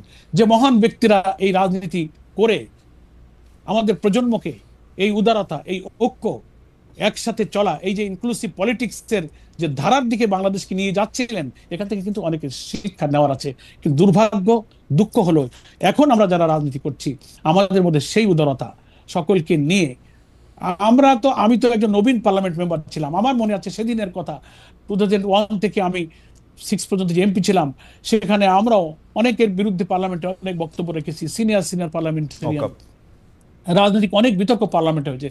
যেই সেশন শেষ করে আমরা বেরিয়েছি, দরজা দিয়ে বেরোচ্ছি, লিফট দিয়ে নামছি, যাদের বিরুদ্ধে আমরা বক্তৃতা করেছি তারাই আমাদের হাত মিলিয়েছেন, আমাদের পিঠ চাপড়ে বলেছেন ভালো, আমরাও তাদেরকে থ্যাঙ্কস দিয়েছি। এই যে রাজনীতির যে উদারতা, সৌহার্দ্য, এটা যেন আমরা ধীরে ধীরে যেন হারিয়ে ফেলছি। এখন শুধু আমার কি করার, আমার করুণায় যেন উনি চলেন, উনি আমার কথা রাখলেন না। আমরা তো স্বাধীনভাবে আমরা সব ইলেকশনে গিয়েছি, তারপরে আমরা জোট করেছি। এটা জোটের শরিক দলের সবার বিশ্লেষণ করার প্রয়োজন যে সেই জোটের রাজনীতির পরে আমরা কাদের সঙ্গে কি আচরণ করেছি। 91-এ উইদাউট এনি কন্ডিশন নিঃশর্তভাবে বিএনপিকে সরকার গঠনে আমরা সাহায্য করেছি। শেখ হাসিনা আওয়ামী লীগে যে আসন পেয়েছিলেন জাতীয় পার্টি দিয়ে, সব মিলেও তিনি করতে পারছিলেন না। তিনি জামাতের আমির অধ্যাপক গোলাম আজমের কাছে এসেছিলেন, বিএনপির পক্ষ থেকে আসা হয়েছিল আমরা আধিপত্য রাজনীতিকে দাঁড় করাবার জন্য বিএনপিকে দিয়েছি। তখন তো আমরা জোটে ছিলাম না, উইদাউট এনি কন্ডিশন আমরা দেশকে ভালোবেসে করছি। এখন এটা কি এর জবাবে আমরা কি পেয়েছিলাম? এর জবাবে অধ্যাপক গোলাম আজমকে গ্রেফতার করা হয়েছে, আমাদের শত শত নেতা কর্মীদেরকে ক্যাম্পাসে শহীদ করা হয়েছে, আহত করা হয়েছে। আমরা ধৈর্য ধরেছি, তারপরেও আমরা পরবর্তীতে এসে আবার 2001-এ কিন্তু আবার আমাদের লোকদের উদারতাটা আমরা চেষ্টা করেছি। তেমনি আমাদের সকলের এই উদারতার চেষ্টা থাকলে রাজনীতিতে সহমর্মিতা থাকবে এবং সবাইকে নিয়ে চলার মতো একটা রাজনীতির ধারা কিন্তু বাংলাদেশে তৈরি হবে। খালিদ ভাই, আমার কাছে মনে হয় যে একটা জিনিস শুধু একটু বলা, যে শেখ হাসিনা গোলাম আজমের কাছে গিয়েছিলেন, এটা আপনি বললেন, মানে শেখ হাসিনা কি গোলাম আজমের কাছে গিয়েছিলেন? না, শেখ হাসিনা না, তার প্রতিনিধি গিয়েছিলেন। ওকে, সেকেন্ড প্রশ্ন হচ্ছে যে আমরা জামায়াতে ইসলামের ক্ষেত্রে যে যেমন ধরেন আগামী নির্বাচনে আপনি বলছেন ইসলামী রাষ্ট্র কায়েমে সবাইকে ঐক্যবদ্ধ হতে হবে, ইসলামী রাষ্ট্র। এখন ঘটনা হইতেছে হচ্ছে যে জামায়াতে ইসলামী রাষ্ট্রের কথা বলে, ইসলামী আদর্শের কথা বলে, কিন্তু আবার অনেকে এই প্রশ্ন করেন যে আপনারা যখন বিএনপির সাথে জোটবদ্ধ হন, শেখ হাসিনার সাথে একসাথে আন্দোলন করেন, তখন আপনারা আবার নারী নেতৃত্ব মেনে নেন। এইটা আপনাদের এটা দ্বৈত অবস্থান কিনা, মানে ক্ষমতায় যাওয়ার জন্য বা ক্ষমতার পাশাপাশি থাকার জন্য এইটা আপনাদের একটা ডাবল স্ট্যান্ডার্ড না? আমি খুব সুন্দর কথা বলেন। আমি আপনার মাধ্যমে এই কথাটা আবার দেশবাসী এবং দুনিয়াবাসীর কাছে পরিষ্কার করার সুযোগ পেলাম। নারী নেতৃত্ব মেনে নেন, আক্ষরিক অর্থে এই কথাটা আমাদের ক্ষেত্রে প্রযোজ্য নয়। কারণ নারী নেতৃত্ব মানে কি, জামাত ইসলামের আমির তো কোনো নারী না, আমাদের আমিরটা একজন পুরুষ। বেগম জিয়ার সাথে আমরা জোট করেছিলাম, বেগম জিয়া তার দলের নেত্রী, না, জোটের নেত্রী, ছিলেন তার জোটের দলের নেত্রী, নেতা। জোটের আর নেত্রী, জোট আপনার তো সাথে ছিল তর্ক করে পারবো না, কিন্তু উনি জোটের নেত্রী। না, তা জোটের নেত্রী মানে চারটা দলের মতের সাথে যে আমরা জোট, মিলেছি। সেই জোটের তিনি প্রধান নেত্রী। তার অর্থ তিনি জামাতের নেত্রী না, তিনি জোটের নেত্রী ছিলেন। তো জোট একটা তো হতে পারে, জোট একটা পলিটিক্যাল আইডিয়াতে একটা আধিপত্যবাদ বিরোধী আওয়ামী দুঃশাসনের বিরুদ্ধে একটা জোট হয়েছিল। তার তার দলের নেতা নেত্রী তিনি আলাদা থাকবেন, এবং তিনি ব্যক্তি বেগম জিয়া হিসেবে নয়, বিএনপির চিফ হিসেবে তিনি দলের প্রধান হয়েছেন। উনি ওখানে যদি কোনো পুরুষ থাকতো তিনি ওই জোটের প্রধান হতেন। সেজন্য নারী নেতৃত্ব তো বিএনপি মেনে নিয়েছে, আমাদের নেতা তো পুরুষ। এই জন্য এই কনফিউশনটা অনেকে তৈরি করার মানে চেষ্টা করে। আমরা তো বিএনপি আপনারা যখন জোট করেছেন খালেদা জিয়া আপনাদের নেতা ছিলেন না? না, খালেদা জিয়ার কথা আমাদের দল চলেনি, জোটের কর্মসূচি কম্বাইন্ড কর্মসূচিতে আমরা খালেদা জিয়া ঠিক করে দিয়েছেন না আপনারা কত আসন নির্বাচন করবেন, বিএনপি কত আসন নির্বাচন করবেন? না, আমরা সবাই মিলে করেছি, কেউ একক সিদ্ধান্ত করেনি। আমরা যাদের সাথে জোট করেছি সবাই মিলে আমাদের যখন কোনো সিদ্ধান্ত নিয়ে মতদ্বৈততা হয়েছে তখন খালেদা জিয়ার সিদ্ধান্তই প্রিভেল করে নাই। 4টে দল বা 8টা দল বা 20টা দলেরও জোট ছিল, দলের মধ্যে মত বিনিময় হয়েছে, আলোচনা হয়েছে, দলের মধ্যে যখন অধিকাংশের মত, মেজরিটি যখন মত দিয়েছে সবাই সেটা মেনে নিয়েছে। একটা সিদ্ধান্ত নেওয়ার পলিসি তো থাকে, হয় অধিকাংশের ভিত্তিতে, নাইলে সর্বসম্মত, তা নাহলে তো কোনো জোট অ্যালায়েন্স পায় না। তার অর্থ এই না যে আমরা আরেকজনের লিডারশিপ মেনে নিয়েছি। জোট এক জিনিস আর দল আর এক জিনিস। আমাদের দলের নেতা কিন্তু পুরুষ। জামাতে ইসলামীর আমিরে জামায়াত এবং সেক্রেটারি জেনারেল তারা দুইজন বেগম খালেদা জিয়ার প্রধানমন্ত্রীত্বে মন্ত্রিসভায় সভাপতিত্বে বসেছেন না? সেটা সরকার, সেটা কোনো দল নয়, গভর্নমেন্ট। একটা গভর্নমেন্ট রাষ্ট্র পরিচালনায় তারা মেজরিটি পেয়েছে, সরকারের রাষ্ট্র পরিচালনায় নারী ঠিক আছে, কিছু বলার নেই। আমরা তো সরকারের আনুগত্য করছি, ওই সরকারের অধীনে বসবাস করেছি, ওই সরকারের অধীনে আমাদের লোকেরা চাকরি করেছে, বেতন নিয়েছে। এটা গভর্নমেন্টের আনুগত্য এক জিনিস, আর দলের আনুগত্য মানে রাষ্ট্র পরিচালনায় যদি একজন নারী থাকেন, তিনি যদি থাকতে পারেন, তাহলে সেটা নিয়ে জামাতের কোনো ভিন্ন অবস্থান নাই না। ইসলামের রাষ্ট্রের প্রধান নারী হবেন না, এটা হচ্ছে ইসলামী শরঈ বিধান। কিন্তু উনি যে রাষ্ট্রের প্রধানমন্ত্রী, ওটা তো ইসলামের রাষ্ট্র ছিল না। প্রধানমন্ত্রী হয়েছেন, রাষ্ট্র উনি চালাচ্ছেন, আমরা সেই দেশের নাগরিক হিসেবে মানে we are bound to ওবে the order, আমাদের মানতে হয়েছে। দলের প্রধান তো আমাদের পুরুষ, আর ইসলামে রাষ্ট্র শাসক যিনি নাম্বার 1 ব্যক্তি হবেন, সেখানে মহিলার ব্যাপারে না বলা হয়েছে। সেই ক্ষেত্রে জামাতে ইসলামী এটা মেনে নিচ্ছে, কারণ হচ্ছে যেহেতু বাংলাদেশ ইসলামিক রাষ্ট্র না, তাই তো? জি জি। তো বাংলাদেশ ইসলামিক রাষ্ট্র না, তাহলে জামাত ইসলামিক একটি দল বা ইসলামিক একটি রাষ্ট্র কায়েম করতে চায়, সেটাকে একটু মানে কি বলবো, একটা দ্বৈত অবস্থান হচ্ছে কিনা? না, আমরা ইসলামের যে বিউটি, ইসলামের যে ওয়েলফেয়ারের যে কনসেপশন আছে, প্রিয় নবী মোহাম্মদ মুস্তাফা সাল্লাল্লাহু আলাইহি ওয়াসাল্লাম দুঃখী, বঞ্চিত, অনাহারী এবং মানে নির্যাতিত, নিপীড়িত, অধিকারহারা মানুষের মুক্তির জন্য অর্থনীতিতে যে আদর্শ দিয়েছিলেন, বিচার ব্যবস্থা যে আদর্শ রেখে গিয়েছিলেন, পারিবারিক জীবনে, সামাজিক জীবনে, মানুষের আয় উপার্জন, জীবন জীবিকা, সুবিচার, সেই কল্যাণ, সেই সুবিচার, সেই বিউটি অফ ইসলামের মধ্য দিয়ে আমরা এই রাষ্ট্রটা গড়তে চাই, যেখানে হিন্দু, মুসলিম, নারী, দল, মত, ধর্ম, বর্ণ নির্বিশেষে আল্লাহ রসুলের যুগে যেমন সেই শাসন থেকে, সেই গুড গভর্নেন্স, সেই ট্রান্সপারেন্সি থেকে সকলেই কল্যাণ পেয়েছে। আমরা মনে করি সেই সুশাসনের মধ্যে এমন শিক্ষা আছে, এমন কল্যাণ আছে, তা দিয়ে যদি একটা রাষ্ট্র গঠিত হয়, তার সুফল অমুসলিমও পাবে, নারীরাও পাবে, মুসলিমরাও পাবে, সকলেই কল্যাণ পাবে। সূর্যের আলো যেমন সকলকে আলো দেয়, বাতাস যেমন সকলকে বাতাস দিয়ে বাঁচিয়ে রাখে, আল্লাহ তাআলার প্রদত্ত বিধানের ভিত্তিতে যে সুফল, যে কল্যাণ দেশের সব নাগরিক সমানভাবে ভোগ করবে। আল্লাহ তাআলা কোরআনেই বলেছেন, ওয়া আনজালনাল হাদিদ ফীহি বাসুন শাদীদ, আবার বলেছেন লিয়াকুমান নাসু বিল কিসত। আল্লাহ বাইয়িনা, কিতাব, মিজান, রসুল দিয়ে সুবিচার কায়েমের জন্য বলেছেন। আমাদের ছেলেরা যে স্লোগান দিয়েছিল উই ওয়ান্ট জাস্টিস, আল্লাহ সূরা হাদিদের মধ্যে সে জাস্টিসের কথা বলেছেন, লিয়াকুমান নাসু বিল কিসত। আমি যে সুবিচার দিয়েছি আসমান থেকে নাজিল হওয়া কিতাবের ভিত্তিতে, সেই সুবিচারের মধ্য দিয়ে তোমরা সমাজ এবং রাষ্ট্র ব্যবস্থা কায়েম করো। জামাত ইসলামী সেই সমাজ কায়েম করতে চায়, আশা করি এতে সব ধর্ম বর্ণ আপনি নির্বিশেষে সকলের কল্যাণ হবে। আপনি মনে করেন কিনা যে 1971 সালের যে 10ই এপ্রিল যে মুজিবনগর ঘোষণার কথা আপনি বলছিলেন, যেখানে আসলে বৈদ্যনাথ তকলা থেকে বা মুজিবনগর থেকে যে ঘোষণা এসেছিল, স্বাধীনতার ঘোষণা 1971 সালে, যেখানে সাম্য, মানবিক মর্যাদা এবং সামাজিক ন্যায় বিচারের কথা বলা হয়েছিল, যে সাম্য, মানবিক মর্যাদা এবং সামাজিক ন্যায় বিচারের একটাই মানে আমার কাছে যে ধর্ম, বর্ণ, লিঙ্গ নির্বিশেষে সবার অধিকার এই রাষ্ট্রে সমান থাকবে। কিন্তু আপনি যে রাষ্ট্রের কথা বলছেন, সেই রাষ্ট্রের ক্ষেত্রে কি সবার অধিকার সমান থাকা সম্ভব? সমান আর সুবিচার, মানে আপনার আমরা তো সাম্যের কথা শুনলাম। সাম্য সবার ক্ষেত্রে কি সমান হবে? সাম্য মানে সমতা, আমি যা বুঝি আর কি, যতটুকু বাংলা বুঝি। না, সাম্যের অর্থ তো আপনি বুঝবেন, আপনি সাংবাদিক, আপনি একজন ম্যাজিস্ট্রেসি জুডিশিয়ারি লোক। সাম্য হচ্ছে যার যেটা প্রয়োজন সেই অধিকারের ততটুকু পাওয়ার অধিকার, প্রয়োজন সেটাই হচ্ছে সমান। আমি যার যেটুকু প্রাপ্য তাকে সেটুকু বুঝে দাও। এই প্রাপ্যটা কে ঠিক করে দিবে? আমার ঘরে যে মানে কে ঠিক করে দিবে এটা, এই প্রাপ্য?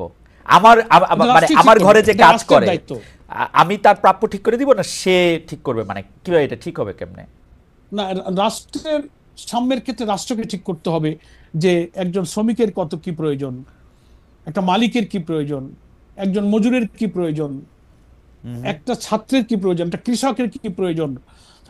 রাষ্ট্রে ইসলামের যে কল্যাণ রাষ্ট্রের ধারণা দেওয়া হয়েছে, বলা হয়েছে যে প্রত্যেকটি নাগরিকের ভরণ পোষণ, শিক্ষা, চিকিৎসা, বাসস্থানের নিশ্চয়তা রাষ্ট্রকে করতে হবে। যদি তা দিতে না পারো, তাকে কাজ দিতে না পারো, তাহলে তাকে বেকার ভাতা দিতে হবে। কোনো মানুষ যেন বেকার না থাকে।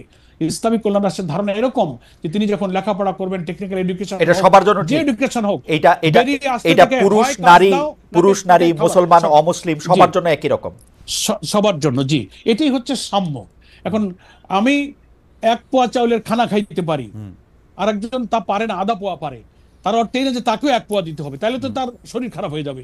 যে যা দরকার তাকে ততটুকু দেওয়াটাকে বলা হয়েছে ইকুইটি বা সাম্য। তার অর্থ এই না যে সব সমান করে দাও। ওকে, যার যতটুকু দরকার। আমরা কি একটু জানতে পারি যে ধরেন আমরা যখন একটা ইসলামী রাষ্ট্রের কথা বলি, আমি ইসলামী আদর্শের কথা যেসব রাজনৈতিক দলগুলির কথা বলে তাদের প্রসঙ্গে একটু পরে আসতেছি। মানে আমরা নানা ধরনের ইসলামিক রাষ্ট্র এখন দেখতে পাই যাদের নামের সাথে ইসলামিক আসে, যেমন ধরেন সৌদি আরব একরকম, টার্কি একরকম, মালয়েশিয়া একরকম, ইরান একরকম, আরও আফ্রিকার বিভিন্ন দেশে আরও নানা রকম মডেল আছে, মৌরিতানিয়াতে একরকম, ওমানে আরেক রকম। তো আমরা আসলে কোনটা আমাদের জন্য নিব বা ফলো করব? ইন্দোনেশিয়া, মালয়েশিয়াও আবার আরেক রকম আছে। মানে আমরা খুবই সিনসিয়ারলি আমি বলবো যে বাংলাদেশে ইসলামিক কল্যাণ রাষ্ট্রের যে ধারণা আমরা কোরআন এবং হাদিস থেকে পাই, শতভাগ সেই স্ট্যান্ডার্ডে কোনো রাষ্ট্র এখন নেই। ওকে, কিছু আছে, হয়তো 12 আনা আছে, 8 আনা আছে, 50%, 60%, 70। তো আমরা চাচ্ছি যে একটা রাষ্ট্রের শতভাগ ক্ষেত্রে যদি কল্যাণের এই ধারণাটা সুপ্রতিষ্ঠিত হয়, তাহলে মানুষের মধ্যে কল্যাণটাও পূর্ণ হবে। এই জন্য কোনো রাষ্ট্র প্র্যাকটিক্যালি এখন আমাদের মডেল নয়। আমাদের মডেল হচ্ছে ইসলামের সেই ব্যবস্থাটাই মডেল। সেই মডেলের জন্য আমরা অপেক্ষা করছি, চেষ্টা করব। আমরা মানবীয় সমাজের ভুল ত্রুটি, লিমিটেশন, ক্যাপাসিটি কম বেশি থাকতেই পারে। আমরা ট্রাই করি, চেষ্টা করি। এই দেশ আমাদের প্রিয় জন্মভূমি, এখানে আমরা জন্মেছি, আমাদের সন্তানদেরকে আমরা রেখে যাব যেন একটা ক্ষুধা, দারিদ্র্যমুক্ত, ইনসাফ এবং বৈষম্যমুক্ত, সুবিচারপূর্ণ, সমৃদ্ধ, নিরাপদ বাংলাদেশ রেখে যেতে পারি। সেটা ইসলামের কল্যাণজনক আদর্শের মধ্যেই কিন্তু আছে। আমরা একদিনে পারবো না, আমার সন্তানরা পারবে। কিন্তু কোনো মডেলের কথা যদি আমরা না ভাবি, তাহলে যেটা হয় যে আমরা আসলে বাংলাদেশে ইসলামিক আদর্শের কথা বলে এমন অনেকগুলি রাজনৈতিক দল আছে। এছাড়াও রাজনীতির বাইরেও অনেক আলেম ওলামা, বুজুর্গ ব্যক্তিগণ আছেন যারা তাদের মতো করে ইসলামে কোনটা ইসলামিক কল্যাণ রাষ্ট্র তার একটা মডেল বা একটা সামনে দেন, এবং তারা আবার অনেক সময় পরস্পর বিরোধীও একটা অবস্থান নেন, সাংঘাতিকভাবে কাফির বলেন, অমুসলিমদের থেকে খারাপ বলেন, মানে অনেক কিছু বলেন। এইটার মধ্যে থেকে কিভাবে মানে একটা সমন্বয় সাধন করা সম্ভব? বিশেষ করে জামাত ইসলামীকে আমরা জাস্ট, আমাকে একটা সেকেন্ড একটু বলতে দেন। আমরা দেখেছি যে হেফাজতে ইসলামীর ওই ঘটনার পরে আমরা এটা দেখেছি যে হেফাজতে ইসলামীর উপর সেই রকম নিপীড়ন নির্যাতন চালানোর পরেও যে হেফাজতে ইসলামী, ওই সময়কার হেফাজতে ইসলামী শেখ হাসিনার কথা শুনে তাকে কওমি জননী উপহার দিয়ে তার থেকে জমি নিয়ে, এটা একটা বড় কারণ ছিল হেফাজতে ইসলামীর সেই সময় নেতৃবৃন্দ জামাতে ইসলামীকে অপছন্দ করতেন। সেই কার্ডটা সে সময় খেলা হয়েছে।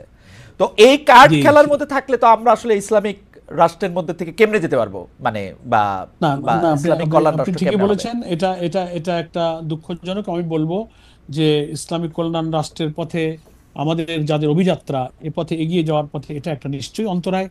তবে ওই যে কিছু মতপার্থক্যের কথা আপনি বলেছেন, শরীয়তের বা ইসলামী বিধানের বা কোরআন সুন্নাহর মৌলিক যে ব্যাপারগুলো, সেখানে কিন্তু এত বেশি মতপার্থক্য নেই। ফিকহি কিছু ব্যাপারে, গবেষণাগত কিছু বিষয়ে যেগুলোর উপর অ্যানালাইসিস চলে, গবেষণার ভিত্তিতে ভিন্ন ভিন্ন কিছু মত হতে পারে, যেটা ইসলামের ফরজিয়ত সরাসরি আল্লাহ তাআলার কোরআন এবং সুন্নাহ দ্বারা, রসুলের সুন্নাহ দ্বারা প্রমাণিত, এর সরাসরি উল্টে চলে যায়। এইসব ব্যাপারে কিন্তু বেশি মতপার্থক্য সমাজে নেই। কিছু গবেষণাগত দিক থেকে, ইস্তেহাদি দিক থেকে, ফিকহি ব্যাপারে কিছু কিছু ইখতিলাফ বা মতপার্থক্য আছে। এটা কমিয়ে আনবার জন্য চেষ্টা করা হচ্ছে। খোলাফায়ে রাশেদিনের পর সব যুগেই কম বেশি কিছু কিছু মতপার্থক্য কিন্তু ছিল। রাইট। একেবারে সবটাই সবটাই যে একেবারে এক হয়ে যাবে না, যাবে এমনটা নাও হতে পারে। তবে উম্মার চেষ্টা করা উচিত যতটা মতপার্থক্য কমিয়ে এনে দুনিয়ার এই সংক্ষিপ্ত জীবনে আমরা আল্লাহ তাআলার বিধানটার আনুগত্য করতে পারি। That will be better. এই চেষ্টাই আমরা করে যাচ্ছি খালিদ ভাই। অধ্যাপক মিয়া গোলাম পরোয়ার, আমাদের দর্শকরা একটি প্রশ্ন করছেন, যে কারণে হচ্ছে যে এই প্রশ্নগুলির মধ্যে থেকে উত্থাপিত প্রশ্ন, যে অনেকে বলছেন যে অনেকে মনে করেন যে নারীদেরকে কর্মক্ষেত্রে বা শিক্ষাক্ষেত্রে সীমিত করার একটা বাণী আমরা শুনতে পাই, বিশেষ করে ওয়াজে আলেম ওলামারা এটি বলে থাকেন, করে থাকেন, দল হিসাবেও অনেক সময় আমরা এই ঘোষণা দেখি। এইটার ব্যাপারে আসলে জামাতে ইসলামীর অবস্থাটা কি, এক? আর দুই হচ্ছে যে নারী নেতৃত্বের ব্যাপারে, রাষ্ট্রের পরিচালনার নেতৃত্বের ব্যাপারে আপত্তি থাকলেও এই ক্ষেত্রে আপনাদের আপত্তি বা উৎসাহ আছে কিনা।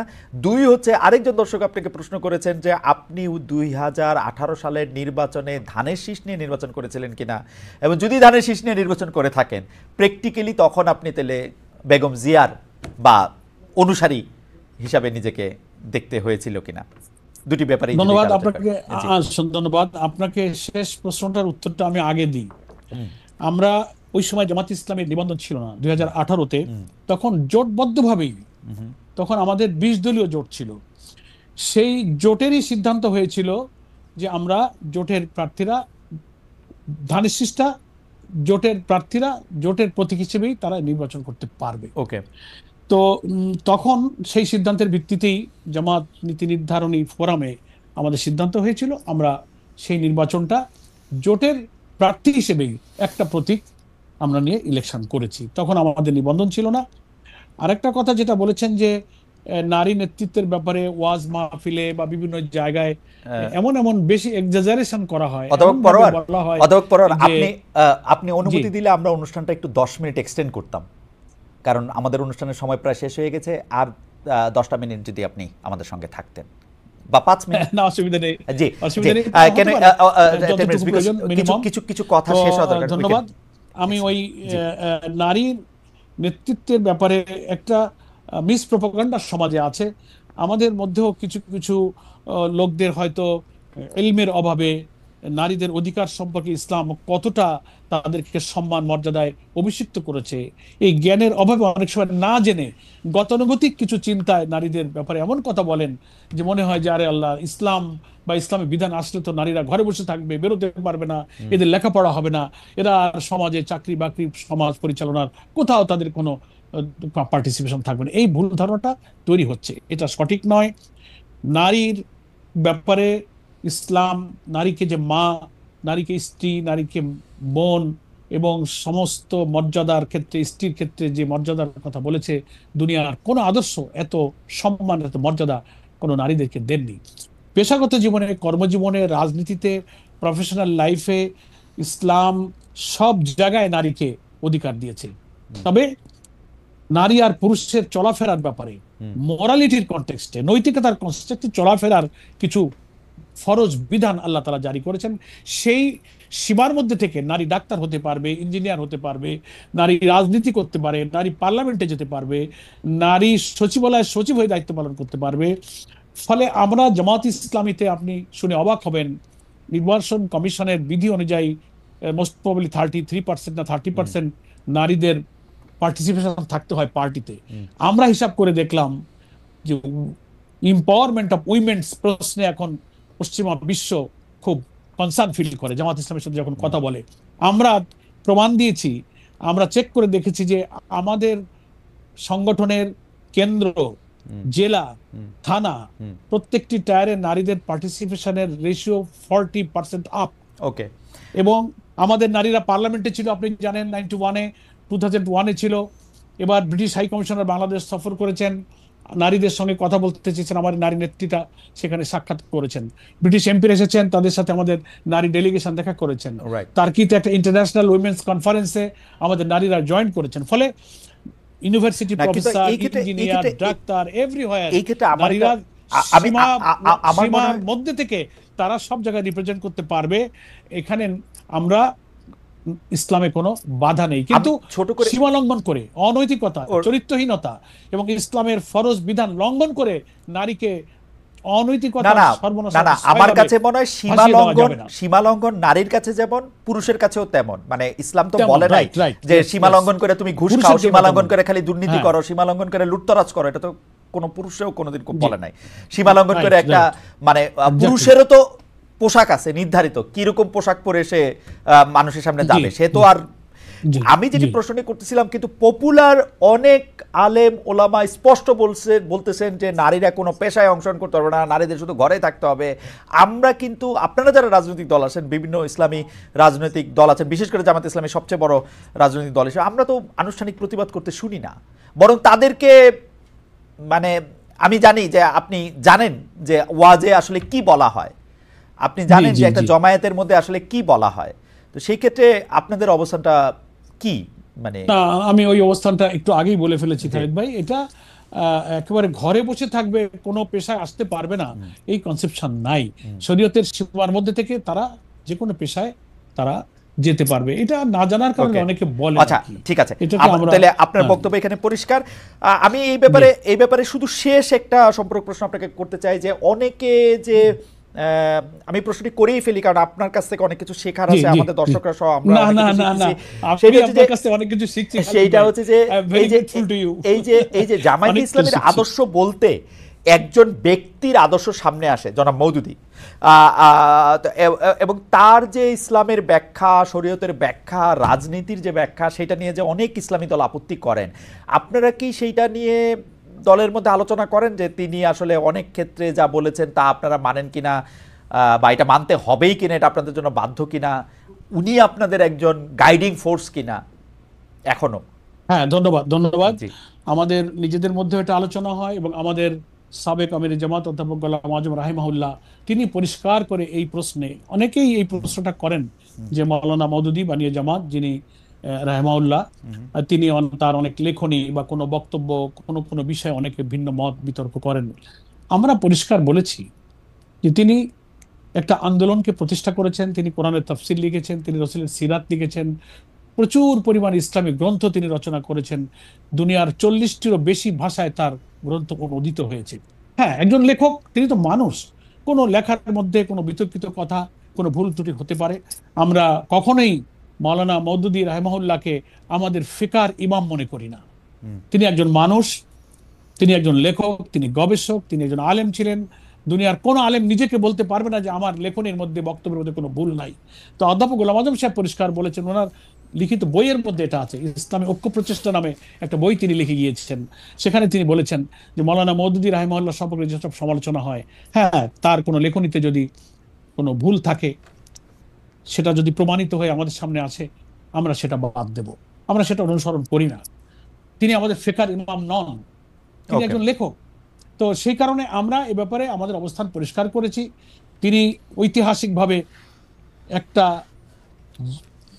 সংস্কারের জন্য চিন্তায় সমাজের তিনি যে একটা ঐতিহাসিক ভূমিকা পালন করেছেন, ইসলাম যে একটা complete and balanced code of life, Islam is only the complete and balanced code of life.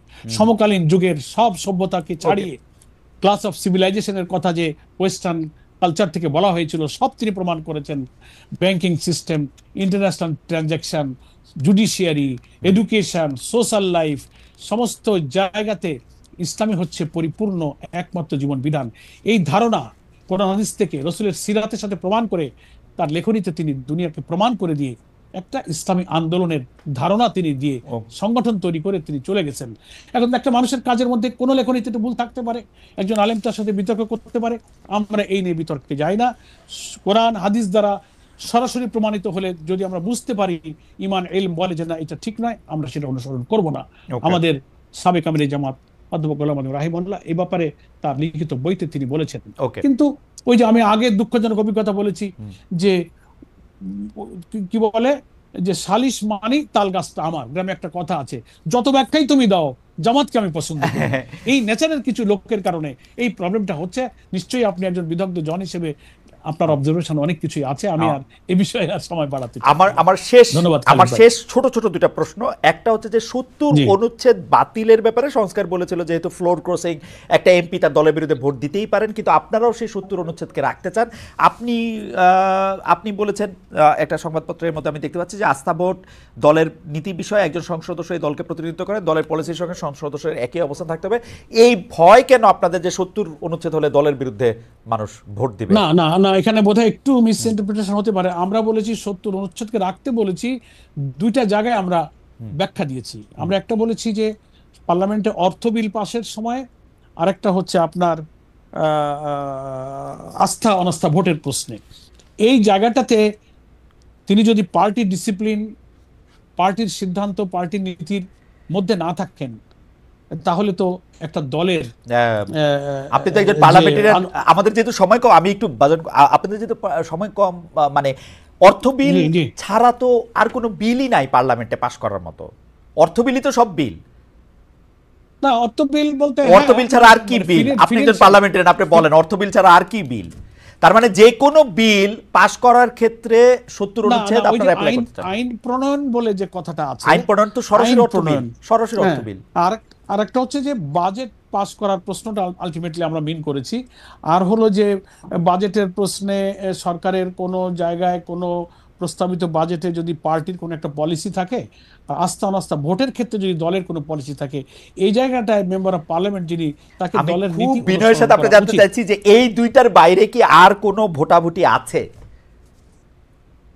হয়তো ওই যে সিদ্ধান্ত প্রস্তাব, নানান সময় দেখছেন তো পার্লামেন্টের কিছু কিছু বিষয়ে হ্যাঁ বলুন না বলুন নানান রকম হয়তো। এই জন্য আমরা আসলে এগুলোর কিছু চেঞ্জ লাগবে সংবিধানের নানান কাঠামোর নানান জায়গায়, এমনভাবে এটা একটা দল, একটা কর্তৃত্ববাদী রাষ্ট্রের জন্য এটা করা হয়েছিল। কাঠামোগতভাবে আমাদের সংবিধান একটা ফ্যাসিবাদকে পয়দা করে।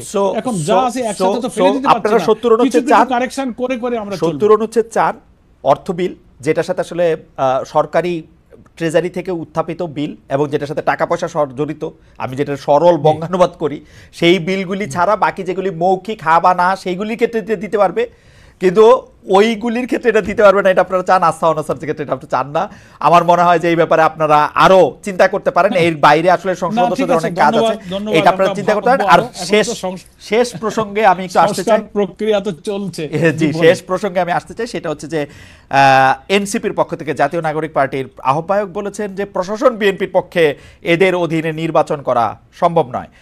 প্রশাসন অনেক জায়গায় বিএনপির পক্ষে কাজ করছে, এই ধরনের প্রশাসনের অধীনে নির্বাচন করা সম্ভব নয় বলে মনে করছেন জাতীয় নাগরিক পার্টির আহ্বায়ক জনাব নাহিদ ইসলাম। আপনি এই ব্যাপারে কি মন্তব্য করবেন? আপনারও তাই মনে হয় কেন? এটা আমার শেষ প্রসঙ্গ। একটা দলের অবজারভেশন তো অ্যাডমিনিস্ট্রেশন সম্পর্কে, প্রশাসনের অভ্যন্তরে কারা কিভাবে ডিল করছে, এটা একটা এনসিপি একটা ছাত্রদের খুব চমৎকার ১০০ ভাগ শিক্ষিত লোকের একটা সংগঠন তারা গড়ে তুলেছে। তাদের অবজারভেশনের ব্যাপারে আমি কোনো মন্তব্য এই জন্য করবো না যে গণতান্ত্রিক রাজনীতিতে একটা দলের অবজারভেশন, মত দেওয়ার শতভাগ অধিকার আছে। তবে এটা সত্য যে আমরা প্রশাসনে যখন যাচ্ছি, আমরা সেই সচিবালয়ে যাই, পুলিশ অ্যাডমিনিস্ট্রেশনে যাই, জুডিশিয়ারিতে যাই, অনেকের মধ্যে নানান পারসেপশন তৈরি হয়ে গেছে। এই 5 আগস্টের 5 মাস পর কেউ কেউ হতে পারে যে মনে করে যে ঠিক আছে এখন তো কোন দল ক্ষমতায় আসবে, কি হবে, তাদের কথা যদি না শুনি, এটা করতে গেলে তার পারমিশনটা নিয়ে নিই, এরকম একটা পারসেপশন মনে হয় আমলাদের ভেতরে প্রবেশ করেছে, যে কারণে কাজ করতে গেলে, টেবিলে গেলে, কথা বললে এই ধারণাটা কিন্তু মানুষ পাচ্ছে। হতে পারে এই ধরনের ধারণা থেকে এই মন্তব্য অনেকে করতে পারে। জামাত ইসলামী কি মনে করে ডক্টর ইউনূস সাহেবের প্রশাসন কি একটি নিরপেক্ষ নির্বাচন করতে পারবে? কম্পারেটিভলি বেটার আমরা মনে করি যে প্রফেসর ইউনূস অন্তত এখনো যেভাবে তাকে আমরা দেখছি, উনি দেশপ্রেমিক, দেশে একটা সুষ্ঠু সুন্দর ক্রেডিবল ফ্রি ফেয়ার একটা ইলেকশন দেওয়ার জন্য ওনাকে কমিটেড মনে হয়। আমরা দলগতভাবে দেখা করে কথা বলেছি, পার্সোনালি আমি কথা বলেও ওনার মধ্যে আমি সেই আশাবাদ আমি পেয়েছি। ফলে আমি মনে করি জাতি যদি তাকে সহযোগিতা করে, সকল রাজনৈতিক দল যদি অ্যাকর্ডিং টু দেয়ার কমিটমেন্ট এই অন্তর্বর্তীকালীন সরকারের পাশে থেকে মাসেল, ব্ল্যাক মানি এবং অন্যান্য প্রশাসনিক সমস্ত ইঞ্জিনিয়ারিং থেকে মুক্ত করে জাতির এই যে প্রত্যাশা, আমাদের 2,000 মানুষের জীবন, 30,000 মানুষের ক্ষত বিক্ষত রক্তাক্ত স্মৃতির কথা যদি কেউ মনে রাখে, আমি মনে করি এই নির্বাচনকে সুষ্ঠু সুন্দর করার জন্য সকলে এগিয়ে আসবে। এখানে আর 14, 18, 24-এর মতো নির্বাচন আমাদের হয়তো দেখতে হবে না। আমরা এই ব্যাপারে হোপফুল, আমরা এই ব্যাপারে আশাবাদী। জনাব অধ্যাপক মিয়া গোলাম পরোয়ার, আপনাকে অনেক অনেক অনেক ধন্যবাদ।